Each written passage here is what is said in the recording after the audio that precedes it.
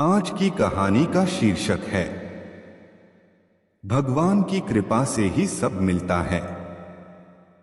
एक राजा था। वह जब पूजा के लिए मंदिर जाता तो मंदिर के किनारे उसे दो भिखारी दाएं और बाएं बैठे मिलते। दाईं ओर वाला कहता, ए भगवान, तूने राजा को बहुत कुछ दिया है, मुझे भी दे दे। बाईं ओर वाला कहता, ए राजा, भगवान ने तुझे बहुत कुछ दिया है, मुझे भी कुछ दे दे। दाईं ओर वाला भिखारी बाईं ओर वाले से कहता, भगवान से मांग, निसंदेह वही सबसे अच्छा सुनने वाला है। बाईं ओर वाला जवाब देता, चुप कर मूर्ख, भगवान कहां से आकर देगा, राजा सुन रहा है तो वही तो देगा। एक बार राजा ने अपने मंत्री को बुलाया और कहा कि मंदिर में दाईं तरफ जो भिखारी बैठता है वह हमेशा भगवान से मांगता है, तो निसंदेह भगवान उसकी जरूर सुनेगा। लेकिन जो बाईं तरफ बैठता है वह हमेशा मुझसे विनती करता रहता है। तो तुम ऐसा करो कि एक बड़े से बर्तन में खीर भर के उसमें अशर्फियां डाल दो और वह उसको दे आओ। मंत्री ने ऐसा ही किया। अब वह भिखारी मजे से खीर खाते खाते दूसरे भिखारी को चिढ़ाता हुआ बोला, हो बड़ा आया, भगवान देगा।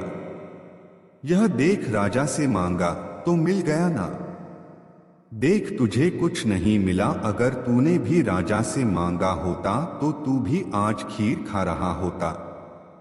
खाने के बाद जब उसका पेट भर गया तो उसने खीर से भरा बर्तन उस दूसरे भिखारी को दे दिया और कहा, ले पकड़, तू भी खा ले मूर्ख। तू भी क्या याद करेगा कि राजा की दी हुई खीर मैंने तुझे दे दी। और जा, यह बर्तन भी ले जा, यह मेरे किस काम का। तब वह भिखारी बोला, ठीक है, मैं इस खीर को अपने घर ले जाता हूं, वहां अपने बीवी बच्चों को दूंगा तो वह खुश हो जाएंगे। तब दूसरा भिखारी बोला, ठीक है, ले जा, पर यह तो मान कि राजा ने दिया है। वह भिखारी बोला, नहीं, बिना भगवान की मर्जी के कुछ नहीं होता। और ऐसा कहकर वह वहां से चला गया। अगले दिन जब राजा पूजा के लिए मंदिर आया तो देखा कि बाईं तरफ वाला भिखारी तो आज भी वैसे ही बैठा है, लेकिन दाईं तरफ वाला गायब है। राजा ने चौंक कर उससे पूछा, क्या तुझे खीर से भरा बर्तन नहीं मिला? भिखारी, जी मिला था, क्या शानदार खीर थी, मैंने खूब पेट भर कर खाई।